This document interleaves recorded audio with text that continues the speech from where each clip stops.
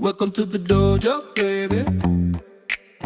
This is Joe Doe. Welcome to the dojo. This podcast is brought to you by Emotional Damage. Hello, Joe. Welcome to your own podcast. How have you been? Good. I've been so good. Yeah. That's it. Yeah. I wake you up, right? Yeah, I think it's really early for you. Where are you? Usually Traveling I'm again. in my car. Usually I'm in my car right now, getting ready for work. But man, it's been hard. But thankfully, the work is kind of ending Friday, so I can just do a last little push for until Friday, and then. And then party. Yeah, and then take some time off. Yeah. The topic today is love, money, and energy. Let's forget that topic. Let's talk about sleep. Talk about sleep. Sleep is good. Well, we need sleep to get energy. So if we don't have good sleep, we don't have energy. However, I've done sleep deprivation for like a limited time for like 2-3 days, and that seemed to work. So sleep deprivation, and that is working in your favor. Yeah. So basically, the reason I do sleep deprivation sometimes, let's say if I'm caught in a habitual pattern of action that I want to change, or be emotional or mental, then I realize sleep is not gonna help me. So I do the opposite. Like I deprive myself so I can change my emotional patterns. And then that seems to work. Maybe a little harsh on the body, but it works to, if I want to have some type of behavioral change. Yeah. Yeah. You're kind of Lord Interesting. I'm kind of what? I said you're becoming Lord of extreme situations. Yeah, that's my middle name. You kind of reminded me of a guy. His name is Coyote Peterson. If you follow his YouTube, he's like, he finds the most painful insects who sting and bite you. And then he deliberately gets himself stung by them just to tell you what's the intensity of pain. I just want to understand what's your intensity of discomfort that you are in after 3 days of sleep deprivation. Well, you know how in Tony Robbins, if you ever been to a seminar, you're there for 12 hours at the thing. You show up at 9 a.m. or 8 a.m. and then you don't leave till like midnight. So that's like what, 12? That's like 16 hours in a day. And then you go home and you're like excited the whole day, and you go to the hotel and then you sleep for like 4 hours, and then 3-4 hours, and then you go back at it.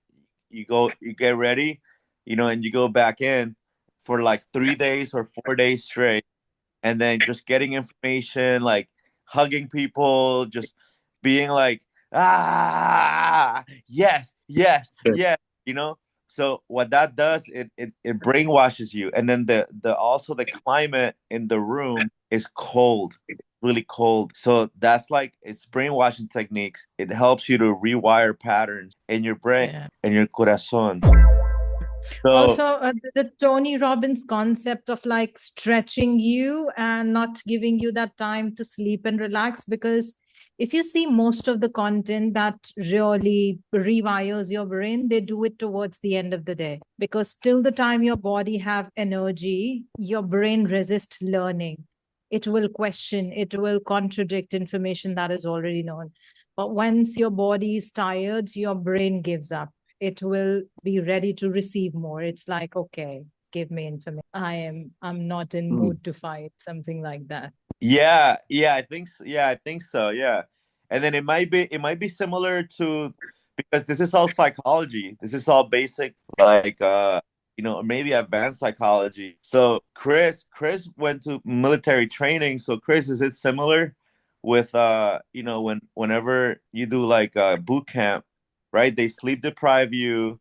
They have you chant weird stuff, and then they have you do weird training drills when you're chanting different things. So, you know what I mean? Like Yeah. Yeah, Tell us you about that. don't. Yeah, you don't get sleep at all. Like they'll wake you up in the middle of the night to do some random like push-ups and sit-ups and all that kind of fun stuff. And then yeah, they have you folding clothes all day. They have you like marching with other people. So it's definitely a training thing. Do you start to see things after like that long enough time? Like hallucinations? Sometimes I see like a little black dots, you know. Yeah. Color. Because like, yeah, when I've done that, like, when I've been up a long time, but my mind is also very like weird place actually. I start to see things. Yeah, definitely. Yeah. Sometimes, yeah. If you don't sleep enough, it could be like, you know, I don't know if you guys ever seen the movie Fight Club where he started hallucinating. Yeah. It's my favorite movie actually. Yeah. So he starts hallucinating his new friend. What was his name? Tyler Durden. Yeah. He starts hallucinating Tyler Durden, and then he becomes his friend, and then, you know, he's fighting with this guy, and then after when the movie goes, they realize that he was an imaginary friend the whole time. Come on, hit me before I lose my nerve. What, like in the face? Surprise me. Yeah, I love this movie actually. Yeah, it's great. So, but he got a lot accomplished after that because he was unhappy with his life. He didn't get any sleep. He was in recovery groups, so he was meeting all kind of shady people. And then he started doing all kinds of shady things. And then at the end of the day, he blew up credit card building. Yay! Yeah, he did a revolution. Like he did achieve a lot. He got it done. Yeah. No, and also nobody died in the whole movie. Nobody died. We just people like fighting each other and beating each other to a pulp, but nobody died. So it goes back to the whole premise from the great philosopher, the little Asian dude from The Hangover, and he says, "Did you die?" He's like, "Oh yeah, okay, all right, yeah, oh that happened to you, okay, but did you die?" You brought that up. Yeah. So Meenakshi, oh yeah, divorce, oh yeah, oh yeah, but did you die?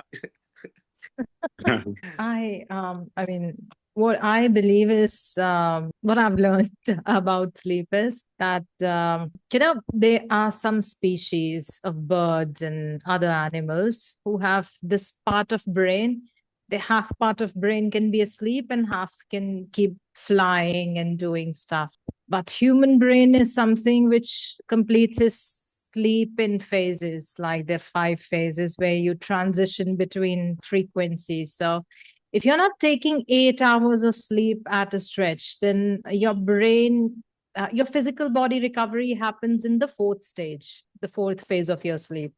And your mental recovery, your brain recovers and kind of repairs itself in the 5th stage, or what do you call it, the 5th phase of sleep. So if you're not doing that 8 hours of sleep, that means if you break it somewhere between, your physical body and your brain recovery is not possible.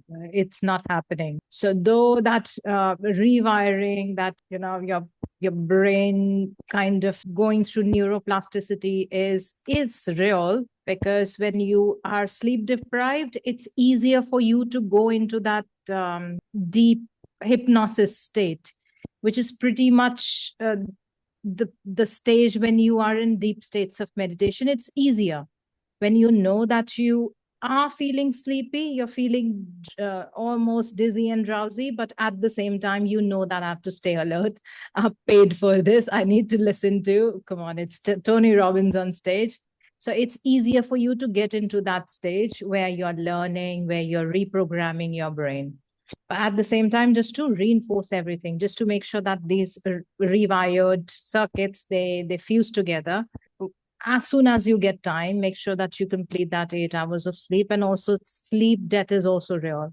If you have not been completing that 8 hours of sleep, your body is going to demand more than 8 hours as well, just to cover that gap that you have created in sleep. That's interesting, because I was watching Joe Rogan, and he interviews a lot of sleep experts, and they actually said that you can never get that back. Like You any can never.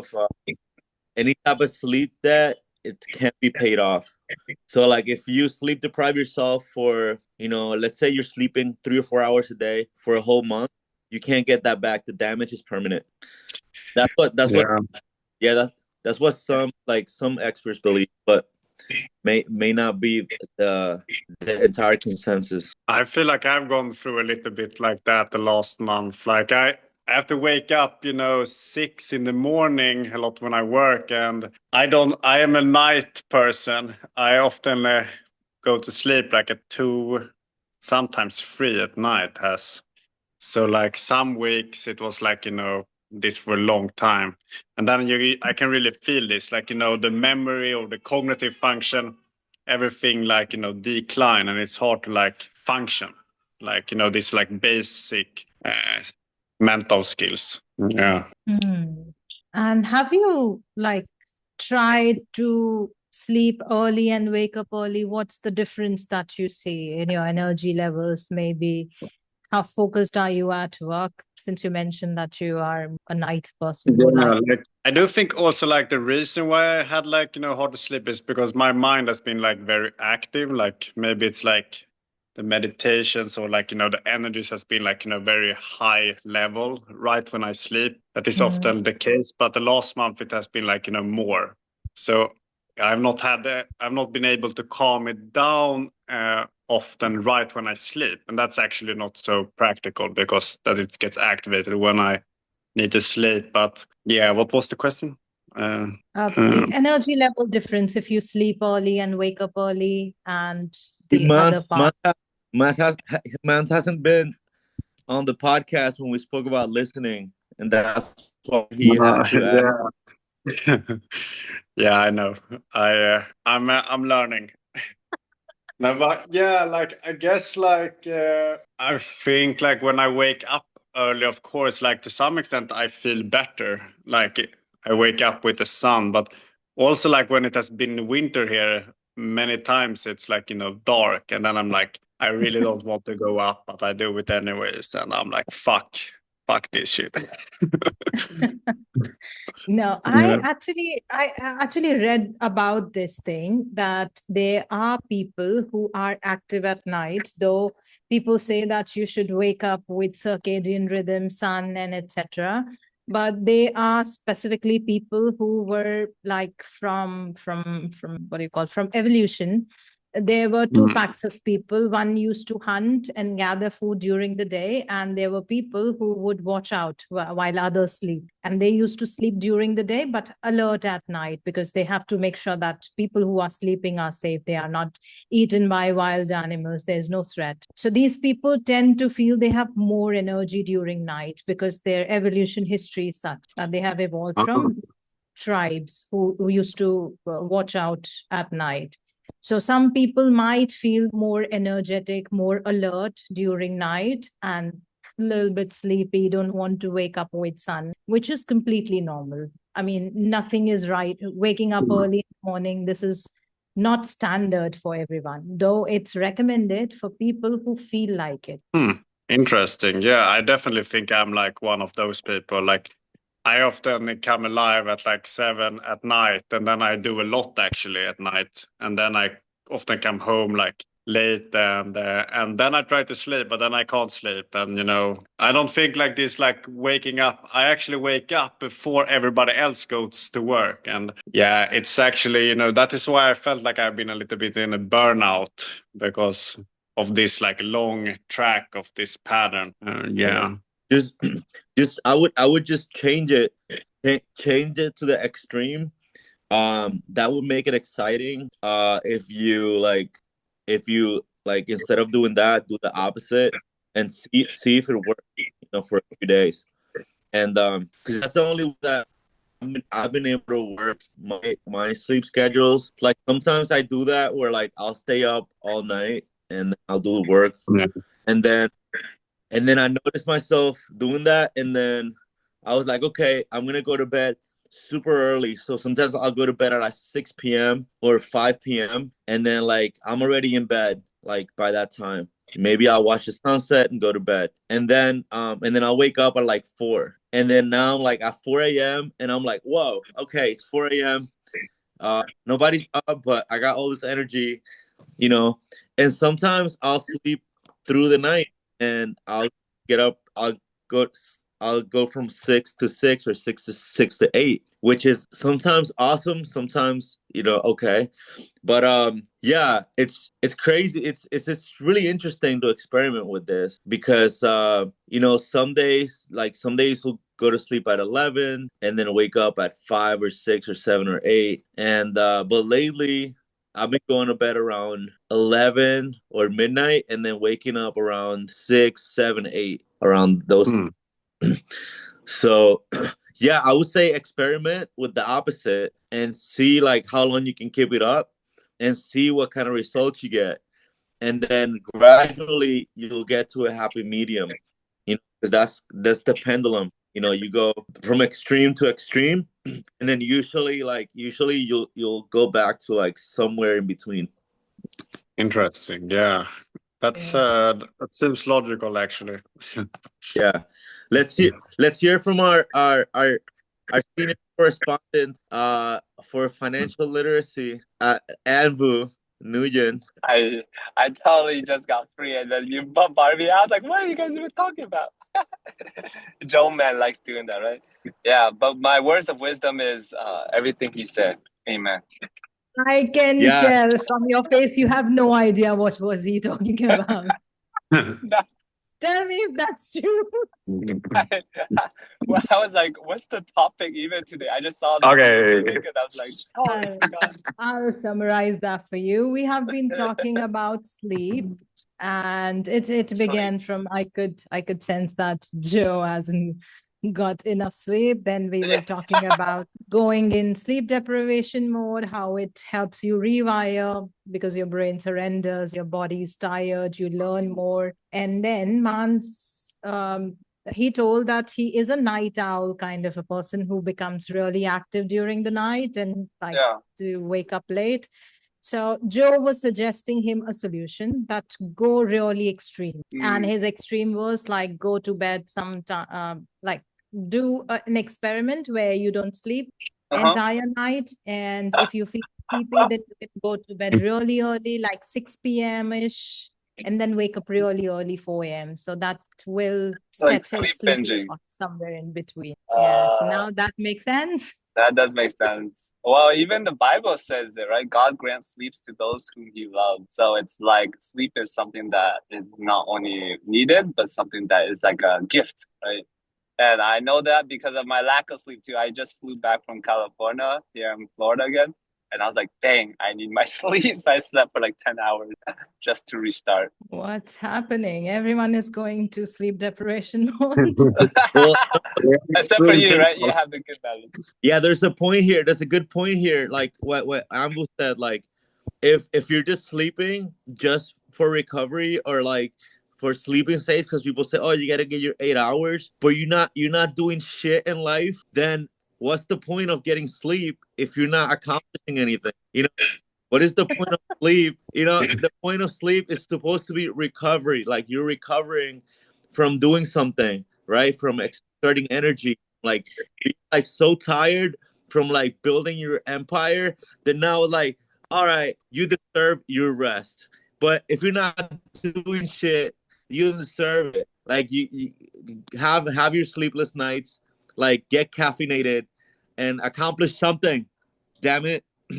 So what Joe is saying is that he was sleep deprived because he doesn't deserve sleep. He hasn't been doing anything with his life. So he has to. That's what I got out of it too. That's what I got too. Yeah, I think so too. No, but that's true though. I think sleep is necessary for like our growth too, right?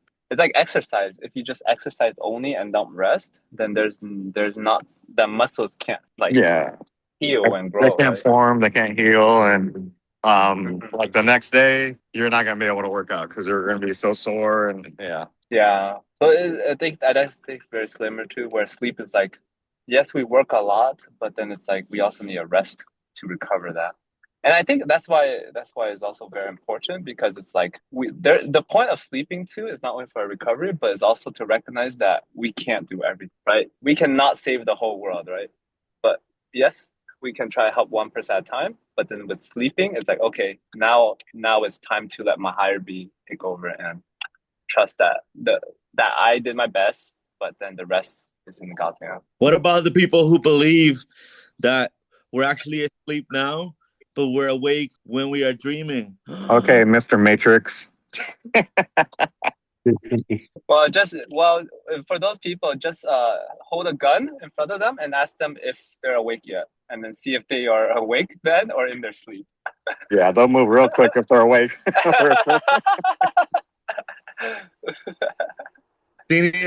Our senior assault correspondent, Anvu Nguyen, senior gun correspondent, senior wake up correspondent, Anvu Nguyen. Yes, I've only shot a gun once in my life. It was scary. That was very scary. You what? Unless you count Nerf guns, but I shot a pistol once. I mean, you can shoot them with a Nerf gun. They'll still move. They'll think it's a gun. We're going to That's paint it it. black or something. Who was the target? Yeah. That's true. Some of those toy guns look so real. Just thought I about don't know if you had some real experiences with dreams, but I did. In general, when I discuss with people, most of the people tell me that they don't remember my dreams. But there are times when I am into deep thinking, when I'm researching, when I am into this zone that I've been brainstorming about really deep topics, I do get dreams which are symbolic to exactly what I'm doing. So, for example, I have a stray cat. She just comes by at home, eats and just rest a little bit, take a very short nap, and she just leaves. And she never entered home until one day. So she was like into this curiosity cat mode and she wanted to explore the house. So I let her in. And that was the day I dreamt about a lot of stuff. It was a dream where I was like kind of coaching a girls group, where I specifically found two mean girls and they were really being mean to me being as a coach. And I was frustrated. I was irritated the way these girls are treating me. And I started saying some bad words to those girls about how their upbringing have been so bad, how they don't respect someone senior. And they kind of felt bad. And the one girl replied that, you know what, we are mean girls, we accept it. But as a coach, you shouldn't be saying this. You should instead understand what we are going through. And the next visual I had, that this cat, and she had got kittens. And then I got a new insight that maybe I shouldn't judge them. And I just hugged both of those girls and I left. And I woke up with this dream. And I was like contemplating what this could mean. After 2 to 3 days, I realized that cat was the stray cat that was visiting me. She was indeed pregnant. She even had kittens about a week ago. And probably this entire dream I had, the interpretation was to understand my own inner self. So I've been reading a book of Sigmund Freud. Wait, what? What do the kittens have to do with the mean girls? What is I don't know. There are like some bizarre things happen in dream. Not everything makes sense. But what I've learned about these, because I keep journaling them. Sometimes the dream are so absurd that as soon as I wake up, I'm like, why would I dream about something like that? And I keep journaling them. And then I realized I did a lot of research. I think Sigmund Freud is a psychologist that I resonate most. If you have anything unresolved that you don't pick right now, like I have got too much on my plate and I'm looking at things and I keep storing it in my subconscious. And if I don't go back and question it, it will reflect in my dream. It will resurface, especially if you're into someone like me who's into self-reflection a lot. Everything keeps resurfacing. And if I don't go back, if I don't journal, if I don't contemplate on it, the next dream is going to be even more disastrous. I've woken up from my dreams at night. Not that I'm really scared of things, but these things wake me up because I have to think about it. Why would there's something like this I would dream about. And you won't have those dreams unless you sleep. There you go. Got the point. I'm glad that's the best part. Finally arrived at the point. The point is that you can't have dreams unless you sleep. Yeah. And you can't sleep unless you work for it, right? Work for those sleeping hours. Yes. So sometimes it's not just the body that you need to work out. If your brain is like having these racing thoughts, a lot of brainstorming, a kind of really brain stimulating conversation where you're digging deeper into your thought pattern, that can also have this state where you feel tired, you feel like that sleepiness. It happens quite a lot with me, especially I'm in process of writing my book, and a lot of things that I have to dig deeper into myself to remember what happened. So kind of. Yeah, that's interesting. Yeah, because sometimes you can get tired from physical exercise, but I also get tired from mental exercise. Yeah, mental exercise, like when I have to think extra hard, like, you know, when Chris asked me a question, you know, and I'm like, what? And then I Just because you don't understand English. It does. You know, or when Ambu asked me about money, I'm like, what? What do you say ETF? What is that like ETF? Is that No, but it makes sense. Like, I'm writing too, and when I write, like, you got to think about stuff. It gets you sleepy, or just straight up reading over your own stuff, reading a book, like that can knock you out just as fast as working out. Yeah. And you know, out of blues, I had a very random insight. I was just thinking about then I was in a networking event today, and we were given a breakout room where we had to do 6 minutes of conversation, and a girl started talking, and she had this realization that she is eating up a lot of time. So when she finished, though she was rambling, and when she finished, she was like, oh, I've taken most of the time, which is why I'm sorry, you go ahead. And that made me realize that a lot of speakers, when they are talking, they don't know themselves what they are talking.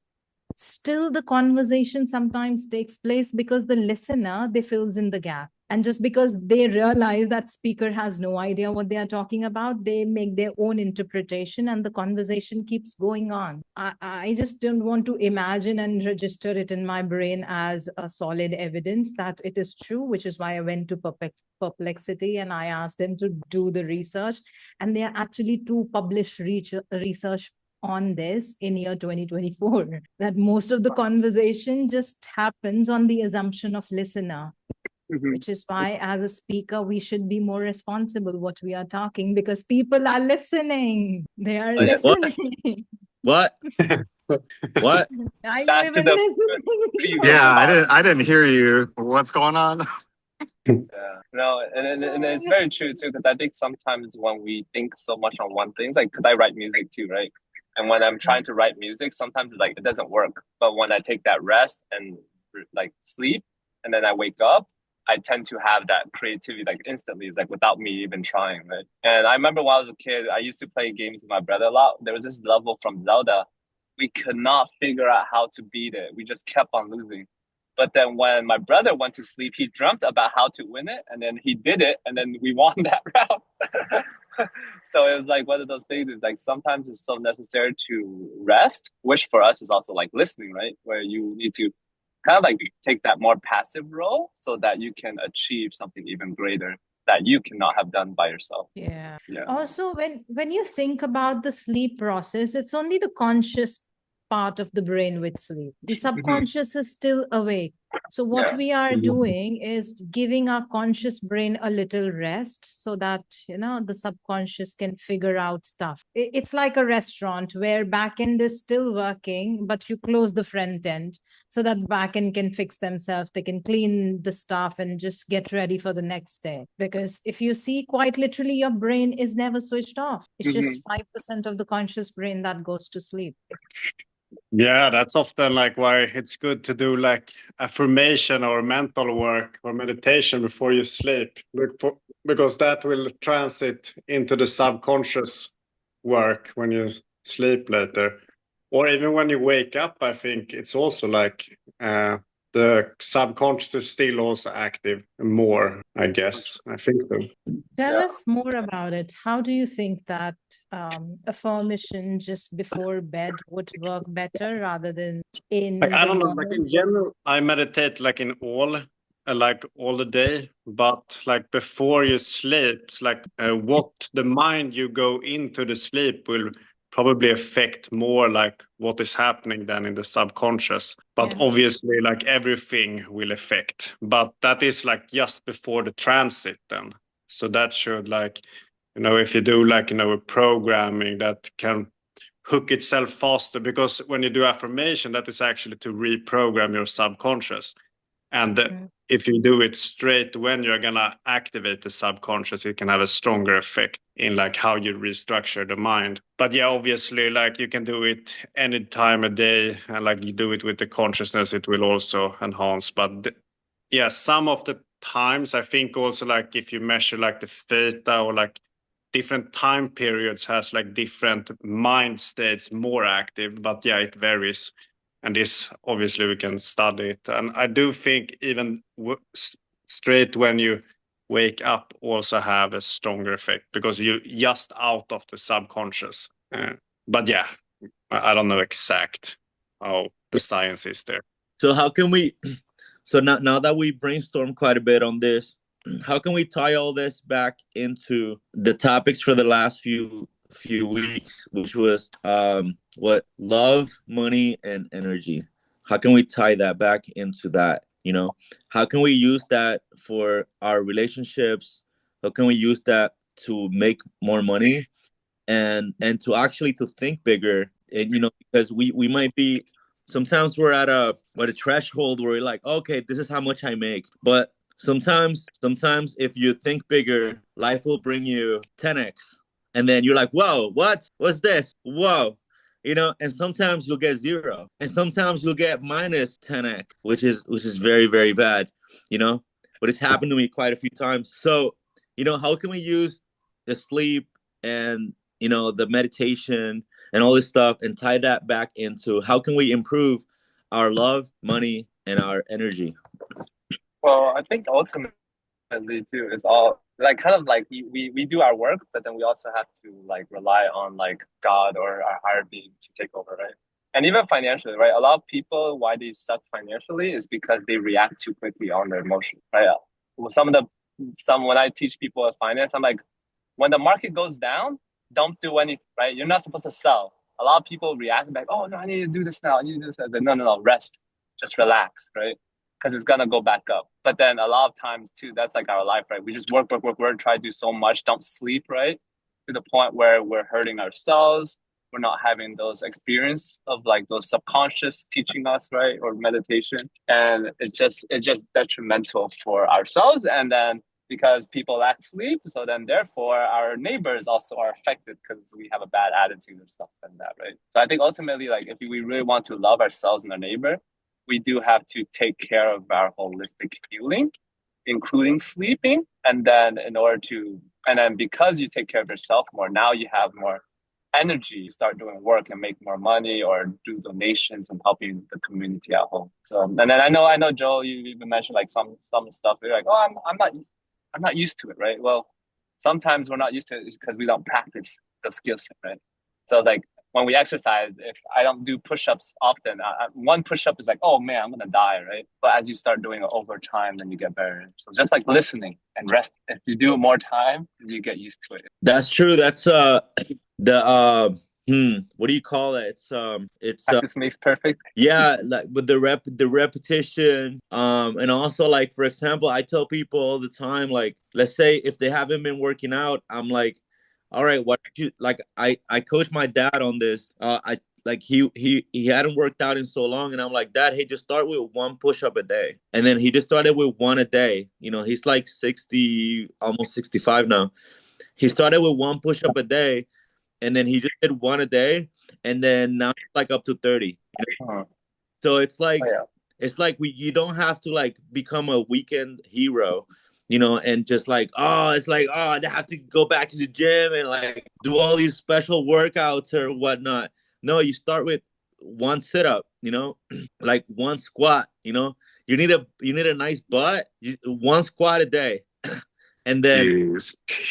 yeah, and then eventually like you will want to do more than one, you know. So you will do two squats a day, then three, then four. You know, I started out with one push-up at one point, and then I got to 200 push-ups a day, you know, and then I did that for I think like 6 months, you know. So it's like don't like let's not discount the power of one. No, that's never discounted. Like, you have to start somewhere. If you walk in the gym and just like, oh, let me get max weight, you're either going to get injured or you're not going to be able to work out for the rest of the week. But I don't know. My take on it is sleep. You need sleep in order to get the energy to spread love and to make money. So if you don't start with sleep, like I've had endless nights where I work 5 a.m. to like 4 p.m. and then I will go video game for like 8 hours and then I get like an hour of sleep and I'm not as productive the next day. Sleep is very important, and the whole idea of like spreading love and making money, you need the energy that sleep will give you. You need the reset of the next day so you can go harder, work harder, love harder, anything you want to do like that. Yes, and if anybody needs swimming lessons, Christopher, he sometimes he swims for 4 hours. Do you That's teach my- online?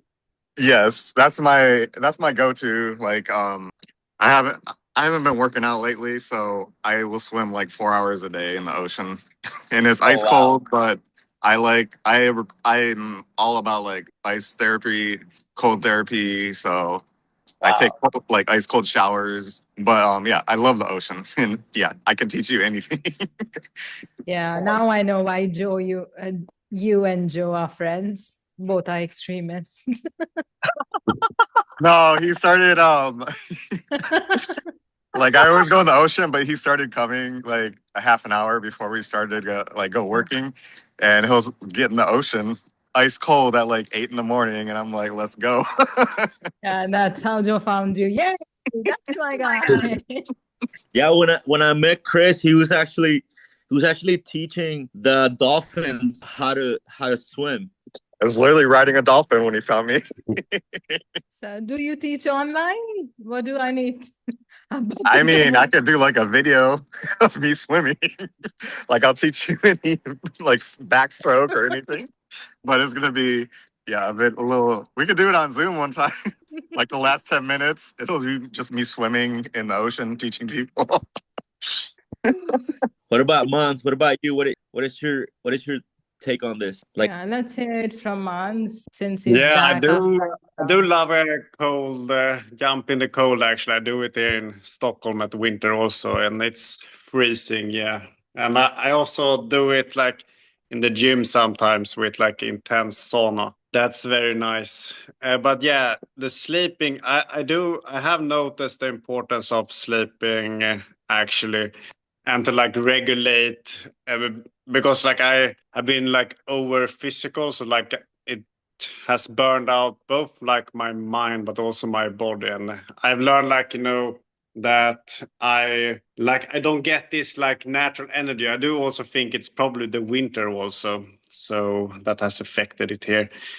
But yeah, what was the topic about? Yeah, energy, and I do like think like if we can program the energy to get money, I think that's possible. I think like I think the way we sometimes program our own mind is by looking at our external situation and we draw conclusion. Like for example, if it goes like bad financially, then the logical thing for the mind to try to look at the situation is to create programs in your mind that I don't make enough, I don't have enough, and that's just the connection you have to the external world. But I think like in order to really take control of our mind, we also have to sometime like disconnect the external interpretation of the situation, because it's also like a past programming, or often what manifests is like from the past in some ways you can see it, but obviously you integrate with it in the moment. But in order to create change, you also have to form a new beginning. And I think that also what Joe said about, like, the step, do one thing to never, the one step is a new beginning. And I think, like, if you take one step in the direction, that can create a new timeline, and both with the physical, but also like a new thought can create a new beginning, like new program. So I do think we have some power to like program our energy regardless of our situations look. For example, you can visualize yourself like that it rains down money and you feel this overflow of abundance, and you try to feel the frequency of that state. Yeah, that can be a practice. Yeah, that's it. Yeah, so basically, if you have one step, if you take one step, like one step could be a class, or one step could be a book, or one step could be just a conversation. That could be the first step. Have like weekly conversations, and that's one of the reasons why I do this. It's like just a conversation could be the one step, the little catalyst that will move you towards bikini bottom. Wait, I'm curious. I'm gonna have to take one of your masks because I've been using them too. So give me some Squidward. Well, give me some Patrick. I left my Mario mask at the Pacific Beach location, so I saw it there last night. It was on the wall. Well, it's not like we don't go there every day. Right. I think you are the reason that oceans are getting polluted. You left your mask. Who lives in a pineapple under the sea? Okay, so what's my take on this? Mhm. Well, I believe that you should never underestimate the power of taking a pause, taking a rest, specifically when things are getting stressed. So yes, if you on your sleep, it's amazing, because sometimes when you have nothing to do, you're feeling sleepy all the time. Still, you can't feel that energy within you because you're not excited for something. You're like, if I wake up, nothing is going to change. I have nothing meaningful to do. So finding a purpose that makes you wake up every day, it's really important. Also, when you're working for a purpose, we need to make sure that we are the most important thing, because if we have this body and brain working towards that purpose, which is pretty much going to take us to wealth, and it is making sure that an energy grows, and that's pretty much all love is about. Love is taking care of things that have potential to grow, that has something that I can either squeeze it in a single day, or I keep extracting it day by progressing a little bit. And if you just see, in short, what exactly is, there are some things that steals your energy in the moment, but they give you energy back. For example, workout. When you are at the gym, it actually exhausts you. You feel tired, but if you don't work out, you are not getting endorphins. You're not getting that dopamine hit. You're not getting that muscle mass, which is actually responsible for taking you everywhere, like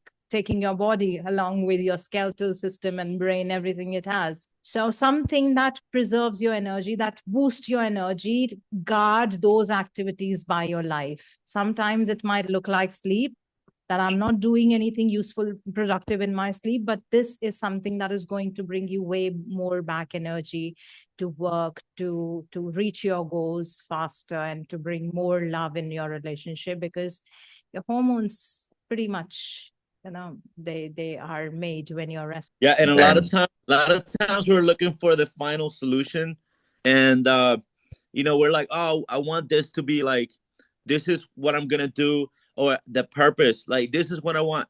But like, you don't need that. You don't need that to come up with the perfect answer to what you're gonna do. Sometimes just trying something new, and then trying something else, and then trying something else, and then trying something else, until you find that thing. I truly believe in the concept of the numbers game in all facets of life. It's a numbers game with love. It's a numbers game with opportunities for work. It's a numbers game for this as well. So for your purpose, You just gotta try. You just gotta try new things, and then eventually, like, you're gonna find something where you're gonna like. It's gonna be natural for you to do, but you're never gonna find that thing if you don't like try different things. So that's a numbers game applied to the purpose. No, and I think I'll piggyback off of that in terms of numbers games. Like you can date as many people as you want until you find the one. It's a numbers game. I do a lot of things, but my main like job is cybersecurity, and now I switched to being medical. So I'm just trying new things, seeing what I actually want to do. But it's just a numbers game, like he said. You got to try new things, and when you find the right thing, you're gonna know it. You can't plan for something, and like, yeah, you can set goals, but you can't plan to be like, oh, I'm gonna be a doctor in 5 years, because you don't know if that's gonna work out. You don't know if you'll like it. So yeah. Yeah. I mean, I think it depends on your personality too. I think that's what Meenakshi was gonna say. Well, it depends. It depends on the personality, because everybody is different. So Meenakshi, go ahead. No, I was actually going to agree with you. I was I was about to say this, that yes, you got to try everything out, because if you start doing something from the beginning, because sometimes it's conditioning. For example, I was told to do a job. I was never given an option that you can become an entrepreneur, you can heal people, you can become a spiritual guide, you can create your own universe. You are the queen of your universe. I was never told this. And I was just following the script until I realized, why am I following it? And I realized, why am I following it? Because everyone is following it. Are these people who are following the script, they're happy? The answer was no. Why? If I am following the script of sad people's guide, I am also going to be sad. And the very main reason was that I wasn't happy because I never tried a lot of things. I was not given this option to try new things. Like, I always wanted to be in a when we did not have this internet very popular, there were news channel who used to host shows where there is a host and a guest, and they're talking on news channel. And there was one specific, there was a tragedy that happened where a plane was hijacked and a couple of people died in that.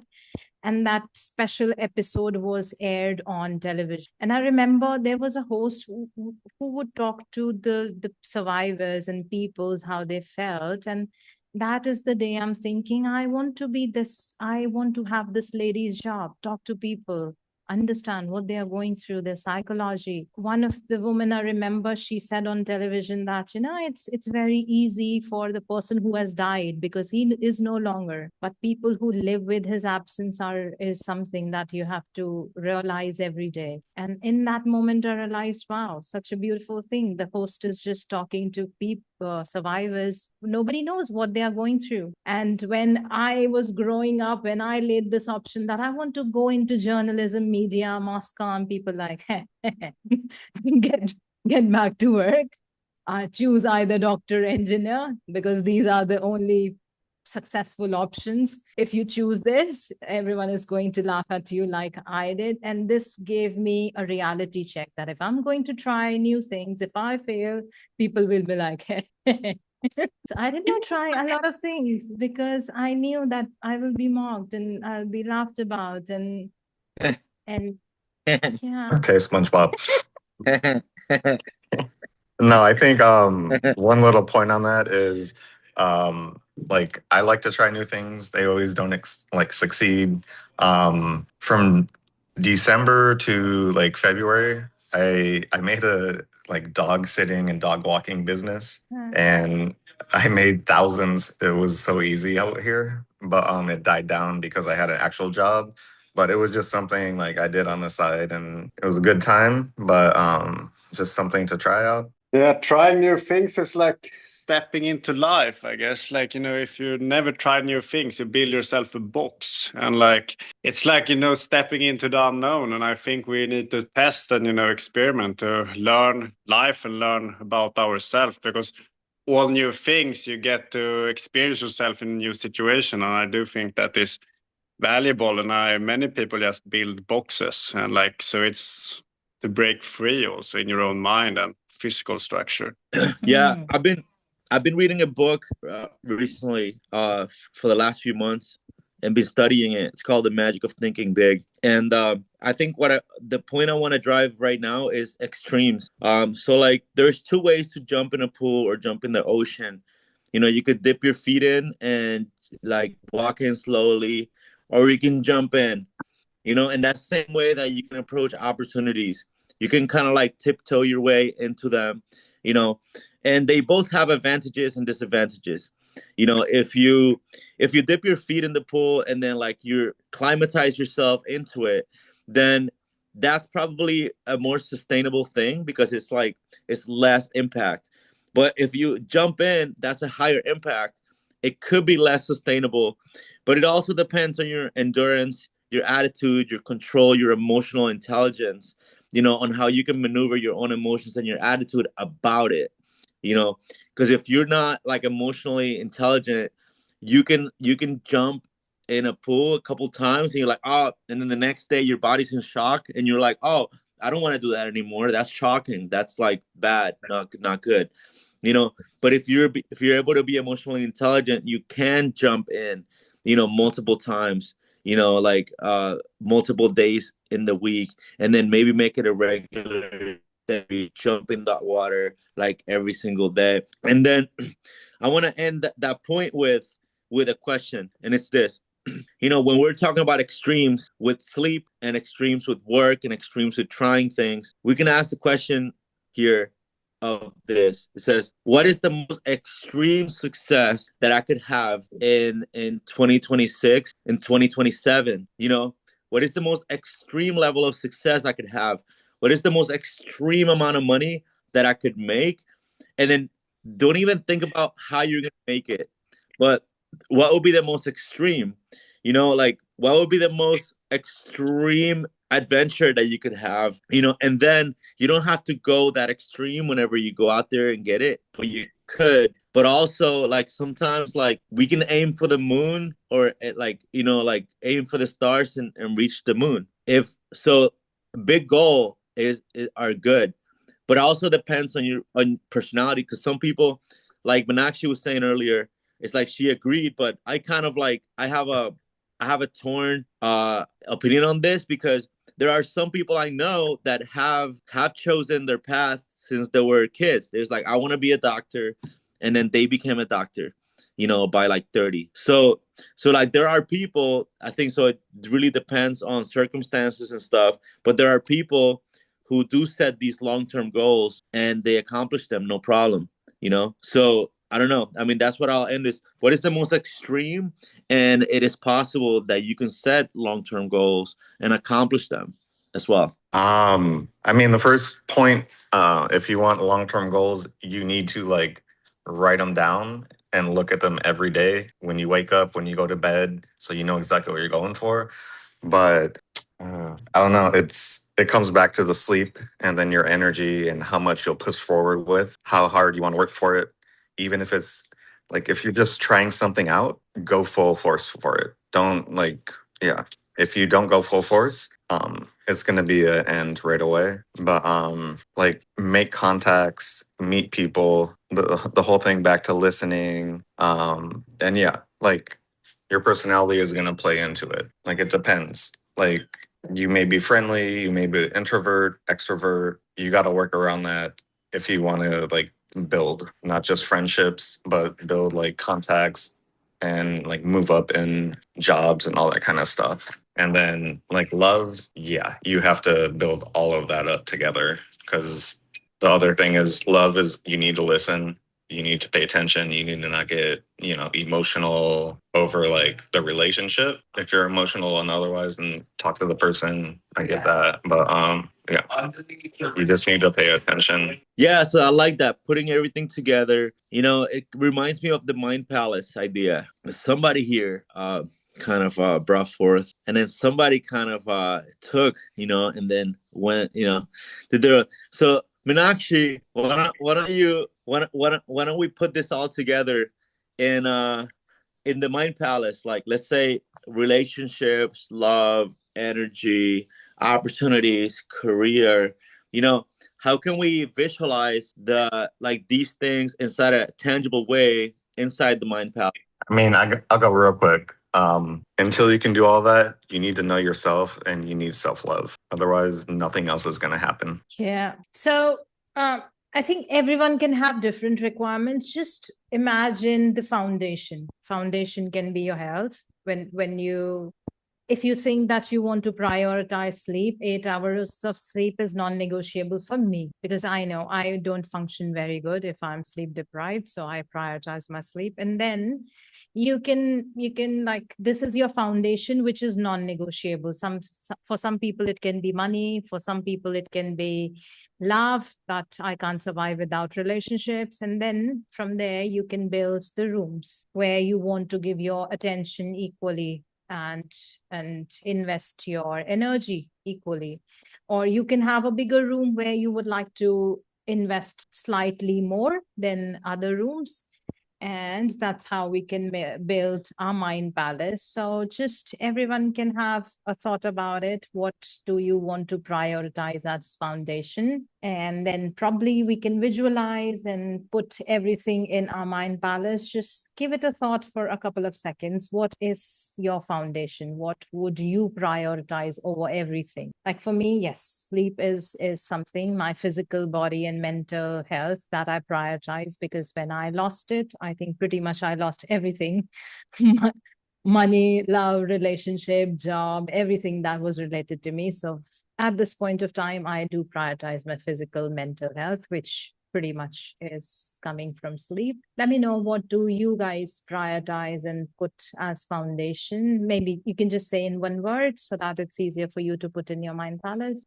Yeah, I want you guys to talk. Creation, or like create things. That is what I would like to prioritize. Do you say creativity? Did you say? Yeah, like create things, or like, write, or like be more. I do like some step towards it, but I do think like I need more momentum and take more action. And I do think it's good to move forward, but I also think like in order to really manifest some kind of like, sometimes it's good to bring some force into it, like really want it to occur and like activate ourselves. Okay. Yeah. So for your foundation, if I've understood you correctly, is taking action towards something that you want to. Live my dream, like, do what I want to do. And I'm not really there yet. So I guess that would be what I really want. But yeah, I really need to like create momentum also. Sometimes we can take step forward, but it goes slow. And I guess like some kind of obsession can be good, or like, just, to get this, like have this, like go and get it mentality. Like, that is a good thing to like activate sometimes. Mm-hmm. So yeah, that can be your foundation. And I want you to think of 3 more rooms that you would want to have in your mind palace. Where would you put the rest of the things? Your energy, your money, and your love. Which room is going to be bigger slightly, which can be smaller at this point of time, so that we can visualize. I would guess like money can probably be connected to the first room, but then like, physical health, like training, that is something that I think is important. And also like the inner state, like the mental or emotional, that is like with meditation, that is also an important room. Yeah. So I guess that is like, all these are actually very important. I don't know even what's most important, but yeah. Yeah. All right. So Joe, are you ready so that we can visualize? Are you guys ready? Yeah, we're ready. We're ready. So what we're gonna do? So we're gonna do Meenakshi. She's really good at these. We'll do a little visualization exercise, and then we'll end the Zoom. All right. I want you to sit in a comfortable place. If you are walking or you're standing, make sure you're grounded in a comfortable place. We will begin by taking 3 deep breaths. Slowly inhale from your nose. Fill the oxygen in your lungs and in your belly, and very slowly exhale from your mouth. One more time. Inhale from your nose. Make it really deep.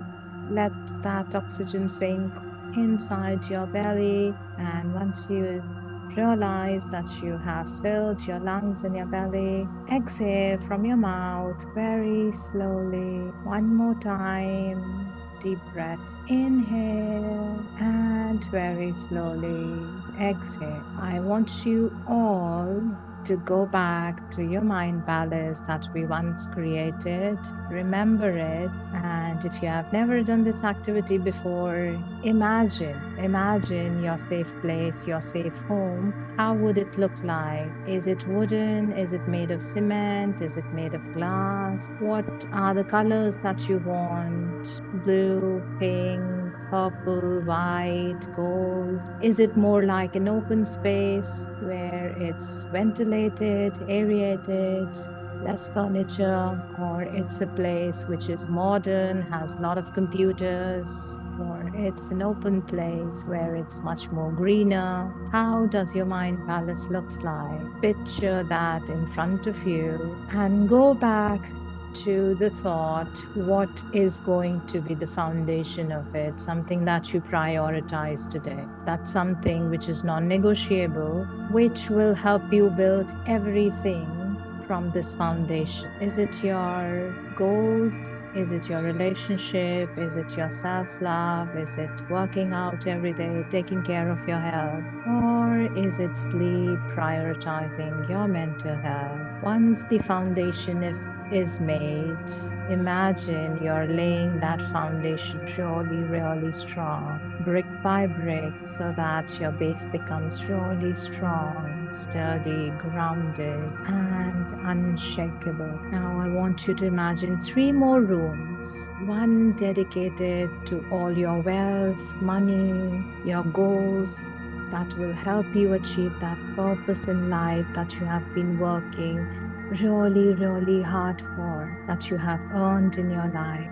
What is the space that you want to create for money? What is the goal that you want to achieve in year 2026? Put everything that is going to help you create that wealth into this room. Your revenue generation activities, your learning, your money, everything that you have, put it inside the room and lock it in. Once you have secured this wealth place of yours, let's move on to the next room. It's all about love, relationships that you're going to create in year 2026. How big is this room for you? Who are the people that you want in this room? Is this room full of friends, family, your partner, your loved ones, or it's just you? You want to create self-love, you want to pour entire energy within you, or it's your clients, people who you care about. Put everything into this room, and once you have put everything that you need for love, lock it in. Let's move on to the last and the final room. This one is your energy, the abundance that you are going to create using your foundation, money, and your relationships in love. What kind of energy you want to create? Is it infinite? Is it intense? Is it slow and sustainable?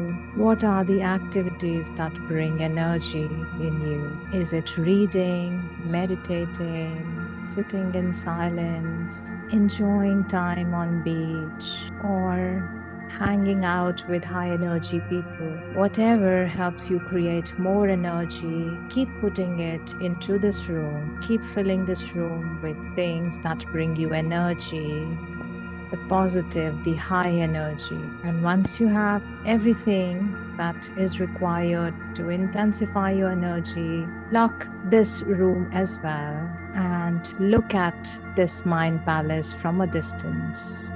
You have got everything in year 2026, a strong foundation that will lead you to money, love, and energy. Take a deep breath. Take your palms closer to your heart. Press it inside your chest and believe that this is all going to be yours in year 2026. You have achieved this already. Feel that energy after you have all this strong foundation, money, love, and energy. How do you feel? Are you happy, energized, joyful, strong, powerful? And once you have that emotion inside your heart, when you can feel it in your blood cells, open your eyes and join me back in the room whenever you're ready. All right. Topic for next week. We got money, love, energy. What would be a fourth thing that could be How to rob a bank.